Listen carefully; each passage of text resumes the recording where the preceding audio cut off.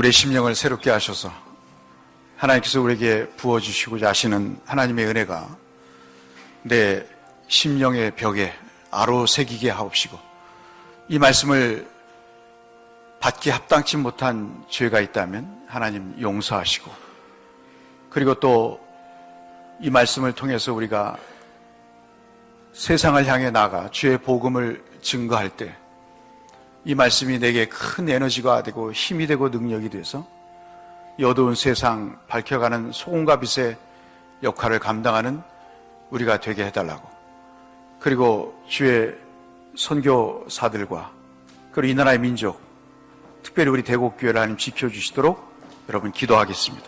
주 앞에 한번 기도하겠습니다.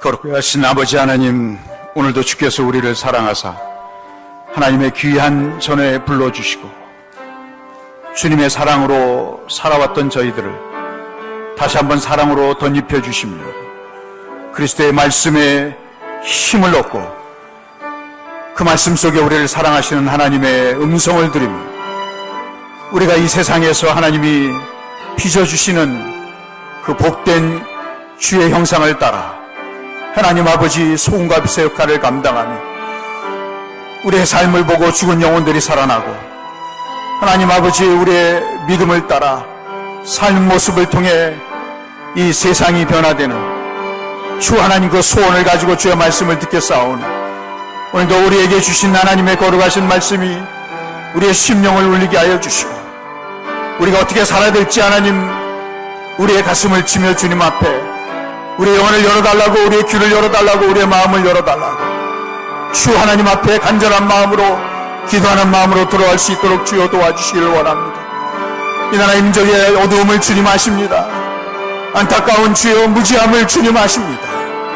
이념과 철학으로 하나님 아버지 포퓰리즘으로 여러가지 아버지의 혼돈과 어려움에 처한 이 나라를 기억하시고 하나님 나라를 불쌍히 여기서 다시 한번 중흥의 역사를 허락해 주시오며 주님을 경외하는 지혜로운 지도자가 나타나서 온전한 판단력을 주시고 백성을 향해 자기의 사명을 감당하는 하나님 공복이 주여 세워지게 하여 주옵시고 하나님 아버지 특별히 이 나라 임족이 그렇게 아버지 다시 한번 회복되어 전 열방을 향해 주의 복음을 증거하는 나라가 되게 하여 주시고 다시 한번 모든 경제와 모든 아픔들을 주 하나님 치료하시고 회복하사 하나님의 역사를 통해 하나님 마지막 때 아버지 대한민국을 통해 하나님의 귀한 나라가 이 땅에 세워지게 하여 주시고 더 많은 주의 백성들이 통일을 통해 하나님 곳곳에 교회가 세워지고 전 세계 열방에 유지의 하나님의 그한 역사, 주 하나님 말씀이 들어가지 않은 오지에 하나님의 귀한 복음이 전파되어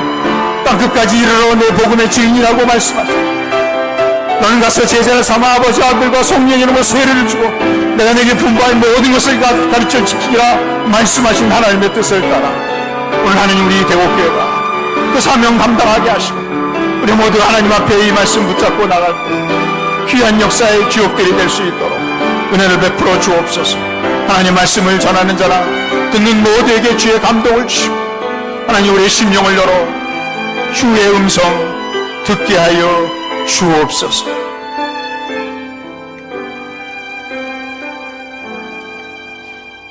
저희를 불러주시니 감사합니다. 하나님 아버지, 오늘도 말씀으로 우리의 영혼을 치료하시고 우리의 육신도 고쳐 주옵소서. 예수님 이름으로 기도 올리옵나이다. 아멘. 좀 된 일입니다마는 인천의 모 노인정에 식사를 대접한 적이 있습니다. 동네 어르신들을 모시고 식사를 대접했는데 이제 디저트를 드신 시간에 어떤 노인께서 제 손을 붙잡고 말씀을 하십니다. 자네는 벌어놓은 재산이 얼마큼 되나? 라고 물어보시더라고요. 그래서 뭐 딱히 대답할 말씀이 없어서 벌어놓은 것 없습니다. 그러니까 그 어르신께서 하시는 말씀이 구말리 같은 청년이 벌어놓은 게 없으면 나중에 노년 들어서 무엇을 먹고 살려고 그러나 열심히 벌게라고 말씀을 하시는 거였습니다. 그 말씀 명심하겠습니다 하고 이 말씀을 그만하실 줄 알았는데 그 어르신께서 말씀을 이어가셨습니다. 지금까지 내가 돈을 모아서 정말 악착같이 벌어서 한두 푼 모아가지고 은행에 저축을 해서 노후를 위해서 그 자식을 위해서 죽기 전까지 준비를 했다고 말씀하시면서 근데 그걸 자식에게 다 줬어. 근데 그게 후회가 돼 라고 말씀을 하시더라고요.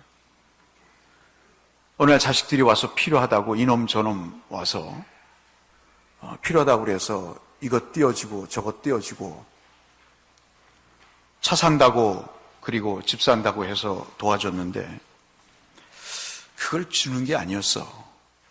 그렇게 말씀을 하시더라고요. 그러면서 저 노인은 끝까지 붙잡고 있는 것이 참 부러워. 왜냐하면 자식들이 오잖아. 와가지고 어디 편찮으신 데 없으시냐고, 잡숫는 거 제대로 잡수시냐고, 저녁에 잘 주무시냐고 들여다보며 안부를 여쭙고 대접을 하는 게 참 부러워. 내가 비결을 물어봤어. 그랬더니 재산을 안 줬다는 거야. 근데 평생의 후회가 되는 게 자식에게 재산을 몽땅 띄워준 게 후회가 되네. 자네는 돈을 벌면 절대로 자식에게 띄워주지 말게. 끝까지 죽을 때까지 붙잡고 있게. 그래야 될 거야. 그렇게 말씀을 하신 일이 기억이 납니다. 참 안타까운 일이죠. 가정에서도 관계라는 것은 있습니다. 부모와 자식의 관계, 부부의 관계, 그 관계가 있습니다.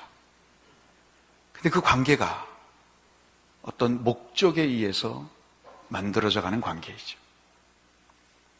뭔가를 주기 때문에 들여다보는 관계, 뭔가 받을 게 있어서 의존하는 관계, 내가 이것을 주면 저놈이 내게 이렇게 해주겠지 하는 기대감이 있는 관계, 그것이 어느 날 우리를 참 슬프게 만드는, 그래서 우리가 이별해야 될 것 중에 하나가 뭐냐면 아마도 돈과의 이별을 해야 될 것 같다는 생각이 듭니다. 그러지 않고는 우리 심령 속에 끊임없이 격동하는 그 일들이 우리를 힘들게 할 것이다. 그런 생각이 들었습니다. 우리 주변에 저와 여러분이 지금까지 살아오시면서 많은 관계를 맺고 계십니다. 필요에 의한 관계입니다. 이 사회 속에서 우리가 맺고 있는 관계는 어떤 목적과 의도를 가지고 맺어진 관계입니다. 내 삶에 어떤 충족을 얻기 위해서 그 목적을 가지고 사람을 사귀고 몰랐던 사람에게 명함을 주고 내가 이런 사람이라고 너와 나와의 관계를 맺고 싶다고.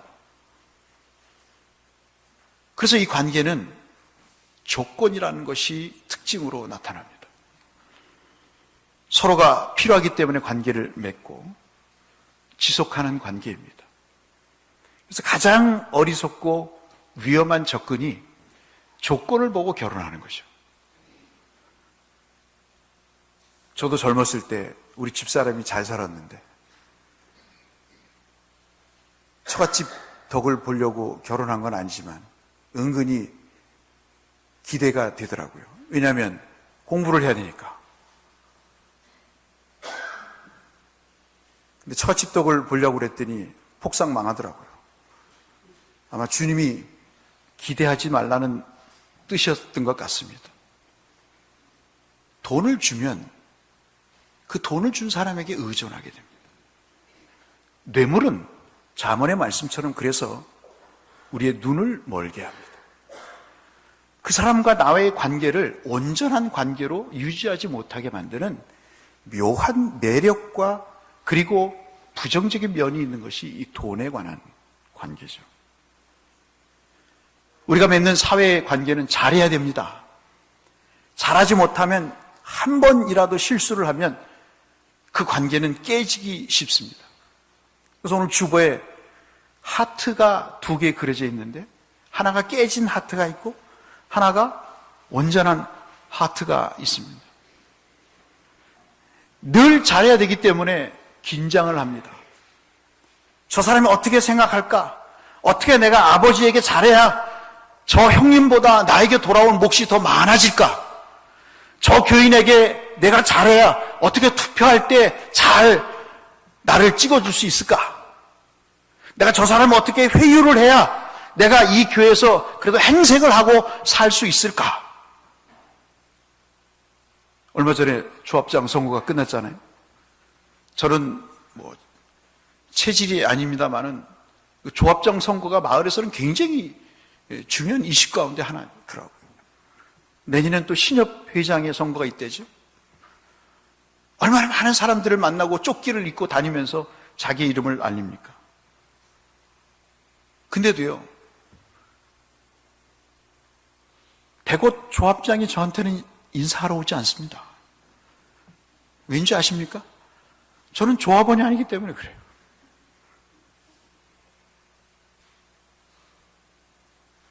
세상과의 관계는 이익과 목적과 조건이 있어서 맺어진 관계입니다. 성공한 사람이 있으면 그 사람들에게 많은 사람들이 몰려듭니다. 그 사람의 재능과 그 사람의 능력을 보고 구름대 같은 사람들이 몰려듭니다. 그리고 칭찬을 하고 배우겠다고 합니다. 그런데 그 사람이 어느 날 몰락을 해보면 그 사람이 원래 그랬던 사람이야. 그리고 비난하고 그들을 책망하고 그리고 그 사람을 매도하면서 그 관계의 끈을 끊고자 마치 도마뱀이 꼬리를 끊듯이 나는 그 사람과 관계가 없다고 부인하고 부정하고 거절하고 그 사람과 안면식이 전혀 없다고 만나는 사람마다 이야기를 해서 그 사람과의 관계의 끈을 끊으려고 하죠. 그래서 이해관계가 없을 때 우리는 그 관계를 끊습니다. 근데 우리에게 그런 관계만 있는 게 아니고 우리에게 소중한 관계도 있죠. 그것은 사랑의 관계입니다. 그 관계는 그럼에도 불구하고의 관계입니다. 네가 나에게 그렇게 했어도, 네가 내게 이렇게 대접했어도 나는 너를 사랑할 수 있어. 나는 너를 용납할 수 있어. 나는 너를 이해할 수 있어. 나는 너를 함께 할 수 있어. 하는 그런 사랑의 관계가 있습니다. 어떠한 상황 속에서도, 어떤 조건 속에서도, 어떤 이해관계 속에서도 그것이 그 둘의 관계를 어떻게 할 수 없는 그 이해나 관계의 어떤 목적이나 어떤 조건보다도 더 능한 그 관계를 유지할 수 있는 그 에너지가 사랑이라는 그것이 그의 관계를 유지할 수 있겠습니다. 저와 여러분이 살아가면서 가장 소중한 관계는 어떤 관계이십니까? 지금도 그 관계를 유지하고 싶은 분들이 누구십니까? 그 관계가 필요에 의한 관계십니까? 아니면 사랑의 관계이십니까? 앞서 말씀드린 대로 오늘 가정에서도 그러한 필요에 의한, 조건에 의한, 이익에 의한 관계를 유지하는 것이 참 씁쓸하지만 현실입니다. 그 사람이 성공하면 관계를 맺습니다. 그 사람이 실패했으면 관계를 끊습니다. 가치가 있으면 관계를 맺습니다. 그러나 가치가 없다면 냉정하게 관계를 끊습니다. 오늘 여러분이 잘 아시는 부활하신 이후에 주님이 죽으시자 모든 제자들이 주님 예언대로 흩어져서 제 갈 길을 갔던 때의 이야기입니다. 여러분 마태복음 26장 74절에 보시면 베드로가 못될 짓을 2번 합니다. 하나는 주를 부인하는 거, 그리고 거절하는 것입니다. 제가 언젠가 말씀드렸죠. 사람이 참 못된 사람은 사람을 밟습니다. 그리고 밟은 것으로 끝나지 않고 짓이겨요. 어떤 목사님이 그랬다고 말씀을 드렸잖아요. 지점장까지 하신 목사님이신데 모든 것을 다 걷어가십니다. 그러니까 그 목사님이 하루는 주님 앞에 기도하시기를, 주님 밟으시는 것까지는 좋습니다. 왜 짓이기세요? 응? 태은이야 태랑이야 잘 들어? 응? 잘 들어야 돼? 왜 하나님이 밟으시면 내가 밟히겠는데 왜 짓이기세요? 응? 하나님과 나의 관계가 그렇습니까? 우리 그럴 때가 있습니다. 사람이 나를 밟을 때가 있어요. 그런데 짓이겨버립니다. 다시는 자기를 기억하지 못하도록. 오늘 베드로가 그랬어요. 자기 목숨을 얻기 위해서 주를 부인할 수 있다고 치자고요. 근데 왜 주님을 저주하냐고요. 내가 예수가 싫어서 교회를 안 나올 수 있습니다. 내가 은혜가 안 돼서 교회를 떠날 수도 있습니다. 그런데 왜 저주하냐고요. 이것은 공부를 못해서입니까? 가정교육을 못 받아서입니까? 뭔가를 몰라서입니까? 그렇지 않아요. 거기에 뭐가 없습니까? 사랑이 없기 때문에 그런 거예요. 사람은 언젠가 설교에 말씀드렸다시피 사람은 내가 사랑을 받는 존재라고 한다면 모든 것을 이길 수가 있어요. 내가 사랑받는 존재라면 언제든지 일어날 수 있는 게 사랑이 주는 큰 능력입니다. 여러분, 그걸 우리가 가정에서 느끼시잖아요. 가장 불행한 사람이 자라오면서 사랑을 받지 못한 거예요. 그러면 어디서 사랑을 받아요? 교회에서 사랑을 받잖아요. 남편이 나를 버리고 자식이 나를 버려도 주님이 나를 사랑하시잖아요. 그러면 그 사랑을 받은 사람은 부인할 수는 있어도 저주하지는 않잖아요. 그래서 사람이 교회를 다니면 사랑하는 사람이 되는 이유가 바로 거기에 있는 거라고요. 베드로는 자기가 실패했다고 생각을 했습니다. 근데 그 앞서 베드로를 연구해 보니까 주님에게 실망을 했더래요. 평생을 바쳐서 내가 저분을 따라야 되겠다고 그물과 고깃배를 부모를 떠나서 따랐는데 처참하게 죽어가는 모습 속에서 내가 사람을 잘못 선택했구나. 내 인생의 최고의 선생으로 여겼던, 최고의 정치가로 여겼던, 최고의 민족의 지도자로 여겨서 내가 꿈꾸던 민족의 독립을 구현해 보고자 했던 그 지도자가, 그 랍비가 처참하게 죽어가는구나. 내가 꿈꿨던 교회가, 내가 꿈꿨던 직분이, 내가 예수를 믿는 이유가 이런 이유와 목적과 이런 이해 때문에 내가 교회를 다녔는데 내가 바라던 것이 아니네. 그러면 내가 있을 이유가 없지. 떠나보내는 것. 여러분, 떠나면은 여러 가지 이유가 있어요. 성격이 안 맞는다고 이혼합니다. 구박해서 이혼한다고 합니다. 내 체질에 안 맞아서 직장을 그만둔다고 합니다. 교회는 뭐라고 그러는지 아십니까? 영빨이 안 맞아서 떠난대요. 영빨이 뭡니까 도대체? 성경에도 없는 이야기를 지어내서 자기를 합리화합니다. 근데 그 속에 뭐가 없습니까? 사랑이 없는 거예요. 사랑이 없다는 이야기를 자신 있게 못하니까 영빨이니 환경이니 조건이니 성격이니 얘기하는 거지. 정말 진실하게 그 마음속에 그 상대를 사랑하는 마음이 있다면 그런 이야기가 성립이 안 되는 것이죠.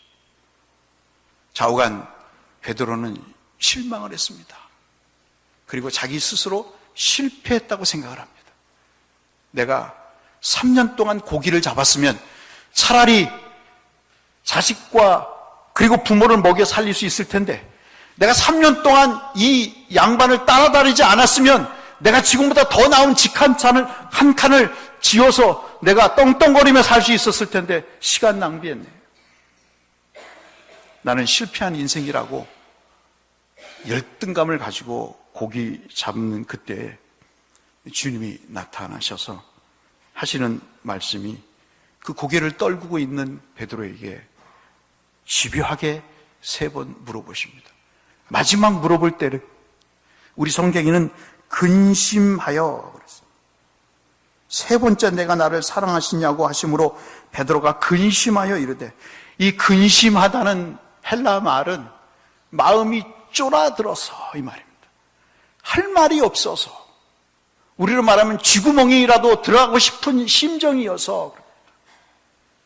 아마도 첫 번째, 두 번째는 내가 주를 사랑하는지를 주께서 아십니다라고 얘기하지만, 그러나 그것은 어찌 보면 과거에 자기가 주님을 따를 때의 목적과 이해와 조건을 보고 따랐을 때의 사랑이었을 것일지도 모릅니다. 교회를 나와도 직분을 얻기 위해서, 교회를 나와도 사업을 하기 위해서, 교회를 나와도 다른 곳에서는 행색할 수 없으니까 교회에 나와서 행색하려고 직분을 얻기 위해서 교회를 나온다 하는 그런 마음 같듯이 말이죠. 그러나 3번째, 네가 나를 진짜 사랑하느냐라고 물으실 때 할 말이 없는 겁니다. 그때는 뭐라고 얘기합니까? 내가 주를 사랑하는 줄을 주께서 아시나이다. 그 얘기는 뭡니까? 나는 주님을 사랑한다고 말할 수가 없어요. 나는 진짜 주님을 사랑한다고 말할 수가 없어요.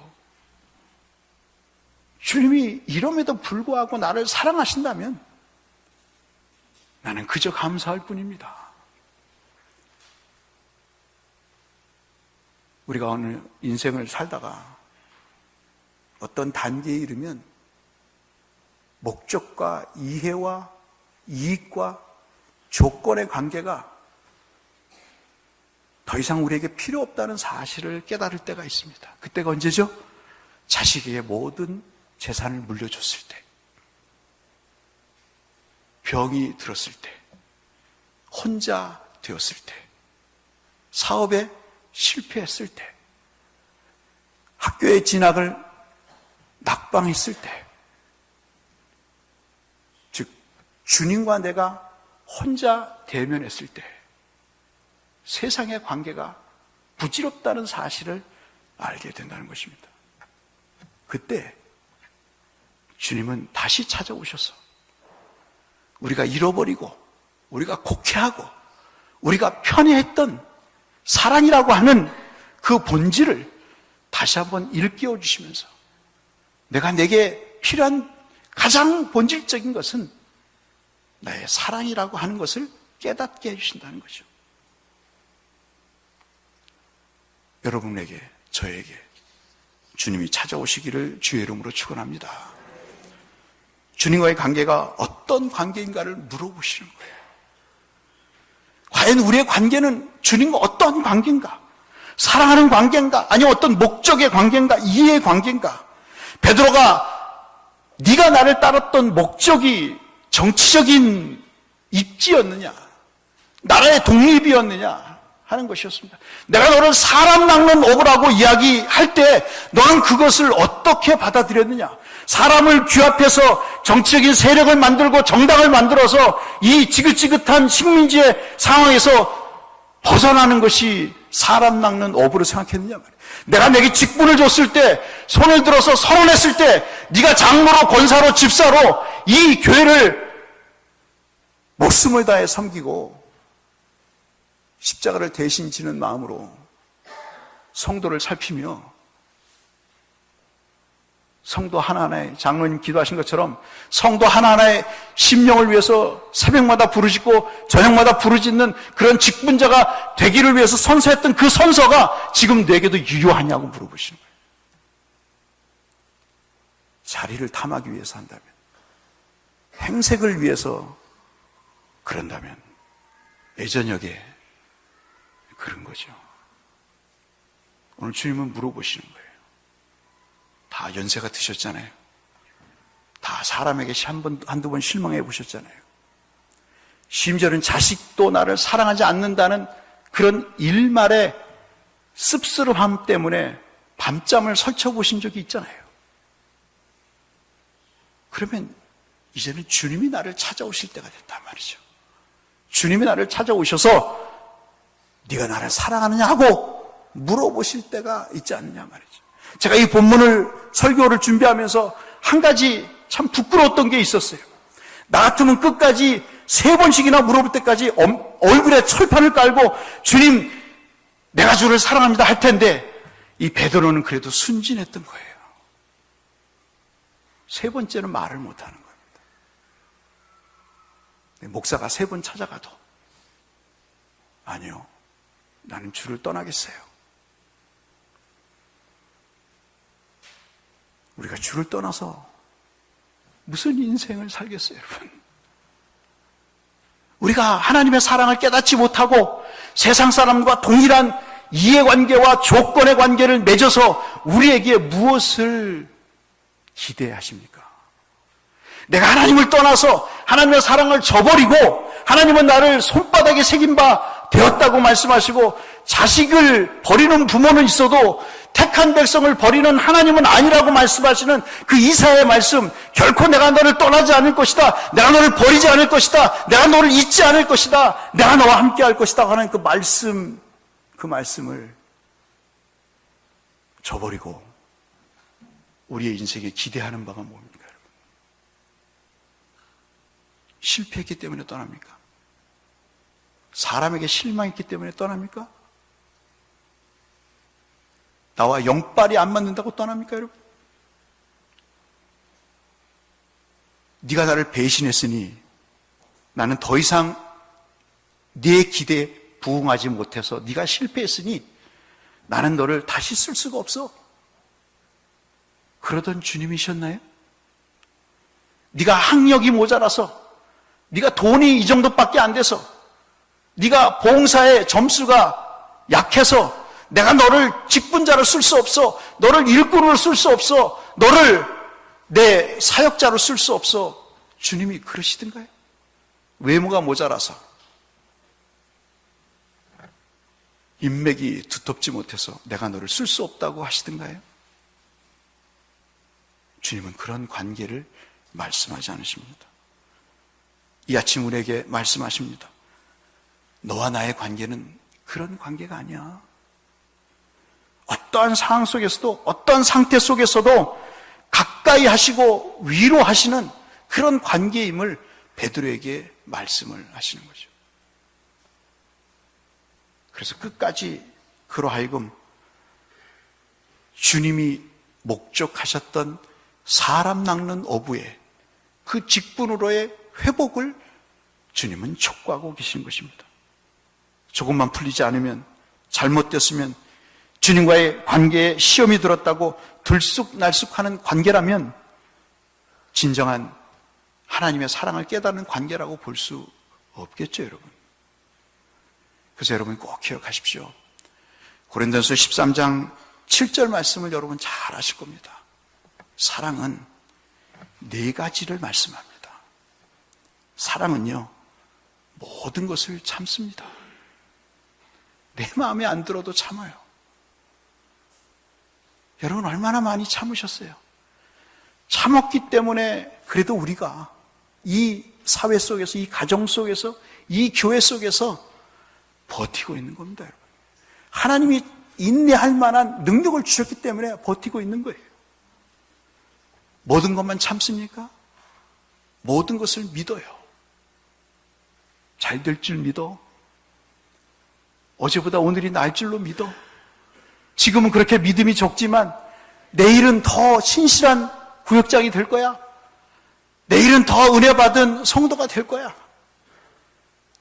하나님이 그렇게 하실 거야. 라고 그 사람을 믿는 게 아니라 그 사람 속에 역사하시는 하나님을 믿기 때문에 모든 것을 믿게 되는 거예요. 모든 것을 믿기만 합니까? 모든 것을 바라는 거예요. 오늘의 네가 아니야. 내일에 하나님이 너를 존귀하게 세워주시는 그날이 올 거야. 사람이 희망이 없으면 절망만 하기 때문에 오늘로써 인생의 시간을 끝내려고 하잖아요. 그러나 바라는 것이 있기 때문에, 소망이 있기 때문에 오늘을 견뎌나가는 거죠. 그리고 마지막으로 사도 바울이 고린도 교회에 하시는 말씀이 모든 것을 참고 모든 것을 믿고 모든 것을 바라지만은 모든 것을 견디느니라 그랬어요. 여기서의 견디느니라 하는 것은요, 그냥 바라보고 수수방관하는 게 아니에요. 여기서 견디는 게 뭔지 아십니까, 여러분? 함께 가는 겁니다. 함께 가는 거예요. 함께 가는 거라고요. 우리 옆에 분들하고 같이 한번 인사하실까요? 함께 가십시다. 말하시죠. 참는 것과 견디는 것이 비슷한 것 같지만 헬라어에서는 달라요. 함께 이끌고 가는 거예요, 여러분. 사랑한다면 끝까지 따르는 것입니다. 오늘 본문에서 베드로에게 주님은 내가 나를 사랑한다면 내 양을 먹이고 치는 일을 계속하라고 말씀하고 있습니다. 베드로는 자신은 더 이상 주님을 따를 수 없다고, 자격이 없다고 생각했던 그런 실패자의 상태에서 주님이 말씀하십니다. 본래 고기 잡는 것이 네 본업이었지만 내게 준 영적인 사명이 있지 않니? 사람을 잡는 어부가 되라고 했던 사명이 있지 않니? 실패와 좌절감과 열등감 속에 있는 베드로에게 그 사명을 다시 고취시켜 주시는 거죠. 사랑의 위대함은 멀었던 눈을 밝게 해줍니다. 영적인 녹내장과 백내장을 사랑이라는 것이 걷어가요. 바울이 그랬지 않습니까, 여러분? 비늘 같은 것이 걷어져서 자신을 향한 하나님의 뜻이 무엇인가를 알고 예수 믿는 자를 핍박하고 잡아서 옥에 가두기를 밥 먹듯이 했던 그에게, 심지어는 살인까지 조장했던 그에게 비늘 같은 것이 벗겨졌을 때 이방인의 사도로 부르신 것이 자기에는 큰 영광스러운 직분이라고 여기고, 그 학식이 뛰어나고 인품이 뛰어난 그 율법에 열심히 있는 자가, 로마의 시민권을 가진 엘리트가 평생을 감옥에서 사는 그런 기구한 불쌍한 삶에도 불구하고 그렇게 살아갔던 것은 그에게 새로운 시야가 열렸기 때문인 것이죠. 사랑은 사람으로 하여금 결단하게 만듭니다. 내 남편이 부족해도, 내 교회가 부족해도 결단하게 해요. 어떤 결단입니까? 견디고, 참고, 그리고 믿고, 바라는 마음으로 함께 가야 되겠다고 하는 그런 결단을 하게 되고, 내가 이 공동체를 위해서, 이 가정을 위해서, 이 직장을 위해서 나를 부르신 하나님의 뜻이 무언가를 알고 그 부족함이 느껴질수록 내가 해야 될 일들을 찾아서 나서는 그러한 마음의 결단이 사랑이라고 하는 것을 통해 형성이 된다는 것이죠. 저는 또 하나의 성경 말씀을 여러분에게 들려드리고 싶습니다. 빌립보서 2장 2절로 3절의 말씀에 마음을 같이하여 같은 사랑을 가지고 뜻을 합하며 한 마음을 품어 아무 일에든지 다툼이나 허영으로 하지 말고 오직 겸손한 마음으로 각각 남보다, 자기보다 남을 낮게 여기다. 다툼과 허영이 얼마나 많아요. 그런데 사랑은 언더스탠딩이 있습니다. 밑에서 쓰는 모습이 있는 거죠. 그래서 우리는 포용이라고 그러고 관용이라고 그럽니다. 때로는 온유라고 말하기도 합니다. 오늘 저는 70주년을 맞이하는 대곡교회 새벽기도회 초대교회 태동의 말씀을 잠시 사도행전 2장을 통해서 말씀을 나누면서 교회는 기도와 말씀, 성령으로 세워지고 부흥된다는 말씀을 드렸습니다. 사랑하는 성도 여러분, 저도 50이 넘어서 60을 바라보니까 어떤 때는 도망가고 싶을 때가 있어요. 그렇지 않습니까, 여러분? 어디 한번 한적한 곳에 가서 뭔가를 깊이 생각해보고 싶은 때가 있어요. 여러분은 그런 때 없으십니까? 중년이 되니까요. 어떤 때는 사람이 싫을 때가 있어요. 사람이 없는 곳을 한번 찾고 싶다는 때가 있어요. 그렇다고 제가 가출한다는 거 아닙니다, 여러분. 네, 걱정하지 마시고. 어떤 때 그런 때가 있어요. 그냥 도망가고 싶을 때가 있습니다. 그런데 뭐가 느껴지죠? 사랑하는 성도들이 있잖아요. 사랑하는 가족이 있잖아요. 그리고 돌봐야 될 영혼들이 있다고요. 사랑은 책임입니다. 사랑은 책임입니다. 책임이 없는 사랑은 오만이고 방종입니다. 그 조건이 사라질 때는 사랑은 사랑이 아닙니다. 사랑하는 성도 여러분, 오늘 제가 이 뻔한 말씀을 여러분이 이렇게 강조하는 이유는 제 속에 식어지는 하나님의 사랑, 여러분 속에 식어지는 그리스도에 대한 사랑의 모습들이 다시 회복되기를 원하는 부족한 목사의 입을 통한 하나님의 간절한 음성으로 받으시고 다시 한번 내 가정을, 내 교회를, 내 직장을 사랑의 눈으로 바라보시면서 내가 무엇을 해야 될 것인가, 어떠한 관계를 맺어가야 될 것인가를 한번 주님 앞에 깊이 묵상하시고 그 사랑으로 인해서 결심도 하시고 그리고 치유도 하시는 은혜가 있기를 주의 이름으로 축원합니다. 기도하겠습니다. 우리 한번 기도하시죠. 여러분, 이 말씀을 들으시